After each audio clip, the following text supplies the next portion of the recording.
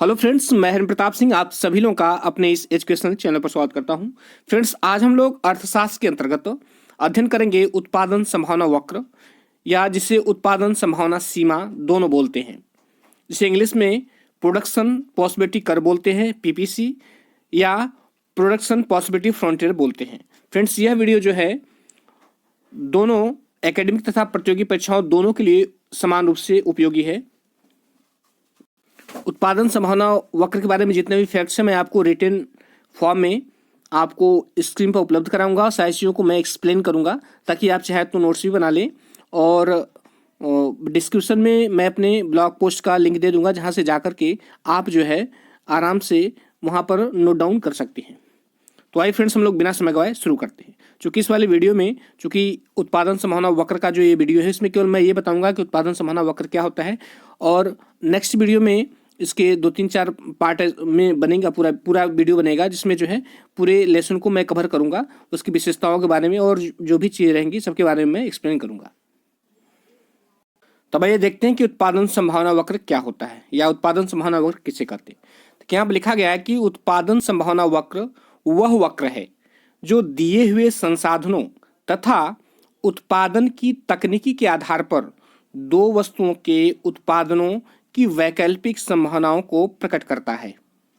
फिर से हम इसको रिपीट करते हैं कि उत्पादन संभावना वक्र जो है वह वक्र है जो दिए हुए संसाधनों का मतलब कि आपके पास जो भी उपलब्ध संसाधन है, या किसी भी उत्पादक के पास जो भी उसके पास एक निश्चित उपलब्ध संसाधन है, चाहे वो ज्यादा हो या कम हो, तथा उत्पादन की तकनीकी के आधार पर, किसके दिए हुए संसाधनों तथा उत्पादन की तकनीक के आधार पर, मतलब एक उत्पादन की तकनीक का भी स्तर है और वह स्थिर है। तो वही कराया है कि उत्पादन संभावना वक्र वह वक्र है जो दिए हुए संसाधनों तथा उत्पादन तकनीकी के आधार पर दो वस्तुओं के उत्पादनों की वैकल्पिक संभावनाओं को प्रकट करता है। कि दो वस्तुएं जो है, आपके पास उपलब्ध संसाधन है और आपके पास एक उपलब्ध तकनीकी स्तर है, और इन दोनों की मदद से, इन दोनों के आधार पर जो है आप दो वस्तुओं की यह जो है वैकल्पिक संभावनाओं को प्रकट करता है कि दो वस्तुओं के कौन कौन से उत्पादन आप कर सकते हैं दिए हुए संसाधनों तथा उत्पादन की तकनीक के आधार पर।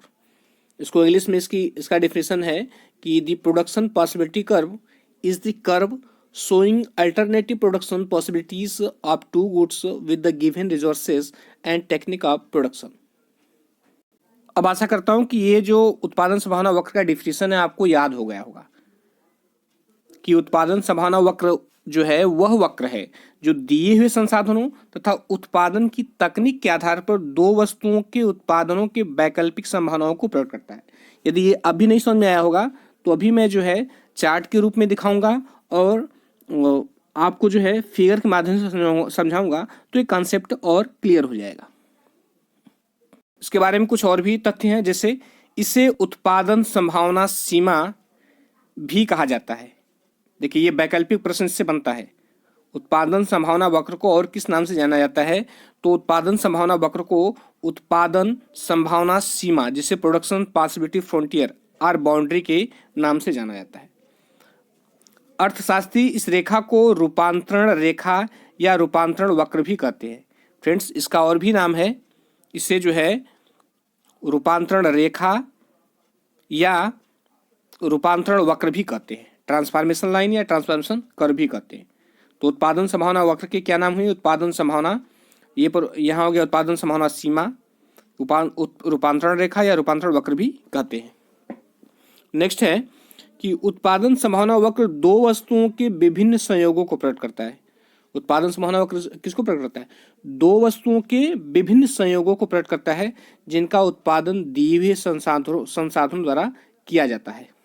ऊपर मैंने आपको एक परिभाषा दी है, जैसे ये परिभाषा यहाँ से है कि उत्पादन संभावना वक्र वह वक्र है जो दिए हुए संसाधनों तथा उत्पादन की तकनीक के आधार पर दो वस्तुओं के उत्पादनों की वैकल्पिक संभावनाओं को प्रकट करता है। आप इसे याद रख सकते हैं, या अभी जो नीचे बताया हूँ से ये है कि उत्पादन संभावना वक्र दो वस्तुओं के विभिन्न संयोगों को प्रकट करता है। किसको?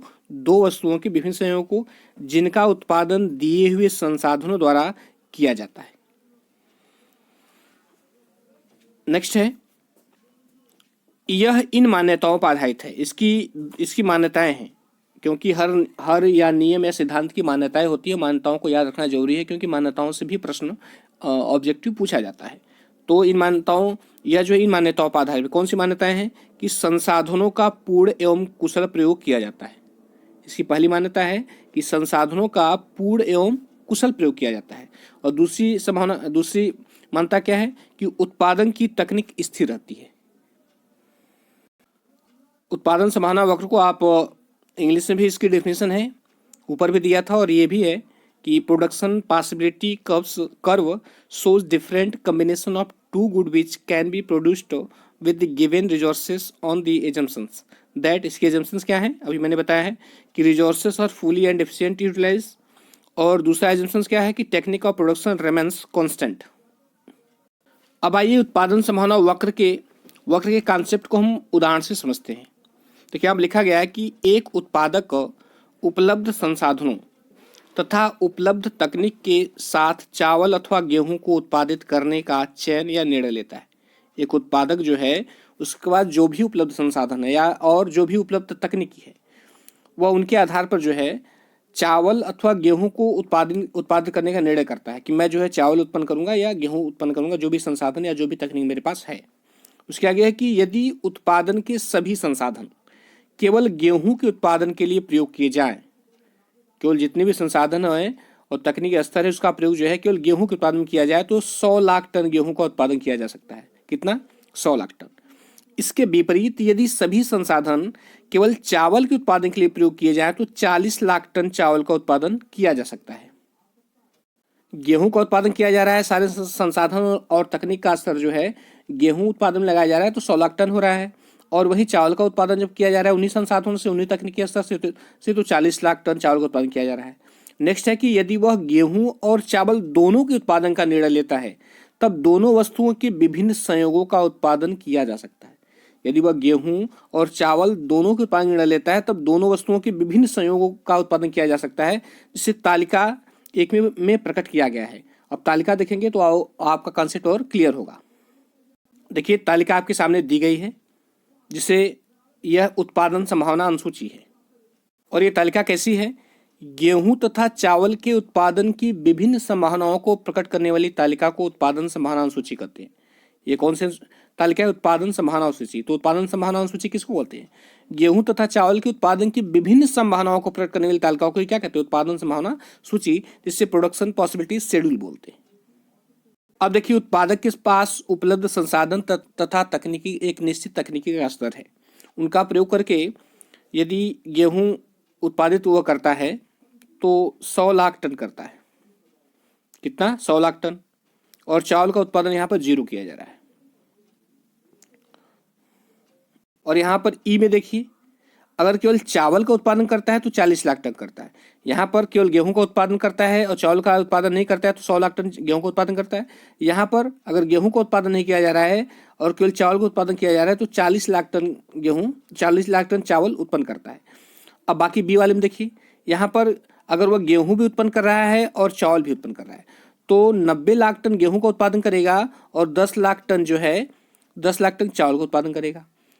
संभावना सी में ये ए संभावना है इसकी, ये बी संभावना भी हो सकती है। संभावना सी में क्या है कि 70 लाख टन गेहूं का उत्पादन कर रहा है तो वह 20 लाख टन चावल का उत्पादन करेगा। और भी संभावना है इसकी। संभावना डी में क्या है कि यदि वह 40 लाख टन गेहूं का उत्पादन करेगा तो चावल का उत्पादन 30 लाख टन करेगा। फ्रेंड्स, यहाँ पर ए और ई इसकी चरम सीमाएं हैं। अर्थात यदि वह केवल गेहूं का उत्पादन करता है तो 100 लाख टन, और यदि केवल चावल का उत्पादन करता है तो 40 लाख टन। जबकि इसके उत्पादन की और भी संभावनाएं हैं, जैसे बी, सी और डी। बी में बताया कि अभी 90 लाख टन गेहूं का उत्पादन करता है तो चावल का 10 लाख टन। सी में जब 70 लाख टन गेहूं का उत्पादन करता है तो 20 का चावल का 20 लाख टन। उस तरह डी में गेहूं का 40 लाख टन उत्पादन करता है तो चावल का 30 लाख टन। अब इसी को जो है हम ग्राफ के माध्यम से भी समझते हैं। अब भाई इसके यहाँ पर देखिए फिगर है आपके सामने दिया गया है। अब इसको समझते हैं। देखिए चित्र 2 में एक्स अक्ष पर चावल की मात्रा, यहाँ जो एक्स एक्सिस है, एक्स अक्ष है, यहाँ पर देखिए राइस की मात्रा है, लाख टन्स में लिखा है, चावल है।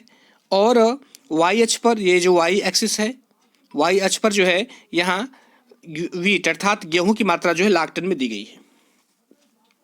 और इसमें क्या है कि दिए हुए संसाधनों और तकनीकी के साथ, ध्यान सुनिएगा, दिए हुए संसाधनों और तकनीकी के साथ बिंदु यहाँ पर देखिए ए, बी, सी, डी और ई उत्पादन की विभिन्न संभावनाओं को प्रकट करते हैं। ये जो है ए है, बी है, सी है, डी है और ई है, ये उत्पादन के विभिन्न संभावनाओं को प्रकट करते हैं। किसके आधार पर? उपलब्ध संसाधन और तकनीकी के आधार पर। इन सभी बिंदुओं को जोड़ने से हमें ए ई प्राप्त होता है। जब हम इन सभी बिंदुओं को जोड़ देंगे ए, बी, सी, डी, ई, तो हमको प्राप्त होगा एक वक्र जिसका नाम है ए ई। क्या नाम है? ए ई। और इसी को जो है उत्पादन संभावना वक्र या रूपांतरण वक्र कहा जाता है। इसी को ए ई को क्या कहा गया है? उत्पादन संभावना वक्र या रूपांतरण वक्र। और पहले ही मैं इसकी परिभाषा बता चुका हूं कि उत्पादन संभावना वक्र किसे कहते हैं। तो उत्पादन संभावना वक्र वह वक्र है जो दिए हुए संसाधनों, कौन से संसाधन है? जो उसके पास जो भी उत्पादन संसाधन है, दिए हुए संसाधनों तथा उत्पादन की तकनीक के आधार पर दो वस्तुओं के उत्पादनों की वैकल्पिक संभावनाओं का प्रयोग करता है। वैकल्पिक संभावनाएं कौन सी हैं? यही है ए, बी, सी, डी और ई। अब आशा करता हूं कि आपको अच्छी तरह से समझ में आ गया होगा। अभी कुछ और भी चीजें इसमें है, थोड़ा इसमें समझ लेते हैं। देखिए, इसमें उत्पादन के प्राप्य और अप्राप्य संयोग बनते हैं। Attainable and unattainable commission of output. यहाँ पर जो है अटेनेबल उत्पादन के प्राप्य और अप्राप्य संयोग अर्थात अटेनेबल कमीशन ऑफ आउटपुट यहाँ पर बनते हैं।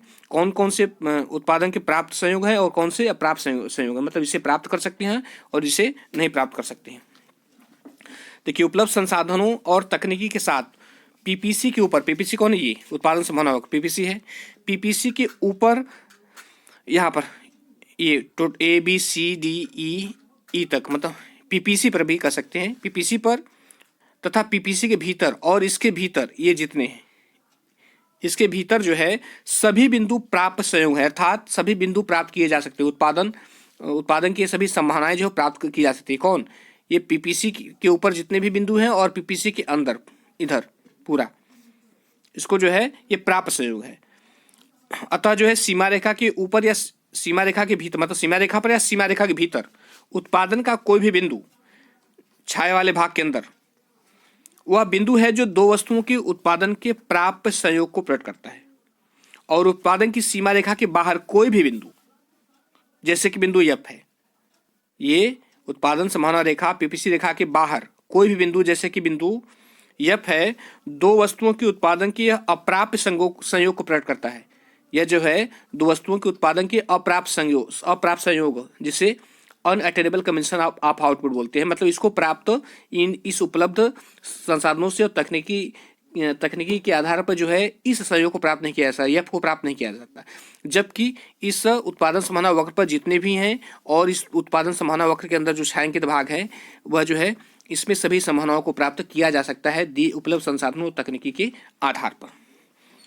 तो फ्रेंड्स, ये रहा उत्पादन संभावना वक्र क्या होता है, इसकी दोनों मान्यताएं मैंने बताया और उसके प्राप्य और अप्राप्य संयोग बताए। तो आज की वीडियो में फ्रेंड्स इतना ही, और इस टॉपिक से संबंधित जितने भी वीडियो होंगे एक एक पार्ट में लेता रहूँगा, आपको एक्सप्लेन करता रहूँगा और आप सभी चीज़ों को देखिएगा, प्रत्येक वीडियो को देखिएगा। और मैं जो है हर वीडियो के डिस्क्रिप्शन में लिंक दे दूंगा, इस वीडियो के डिस्क्रिप्शन में भी लिंक दे दूंगा ताकि आप जो जाकर मेरे ब्लॉग से जो है आप नोट्स वहाँ से तैयार कर सकें। तो फ्रेंड्स, वीडियो देखने के लिए बहुत बहुत धन्यवाद, और यदि अच्छा लगा हो तो लाइक सब्सक्राइब शेयर करिएगा। Thank you.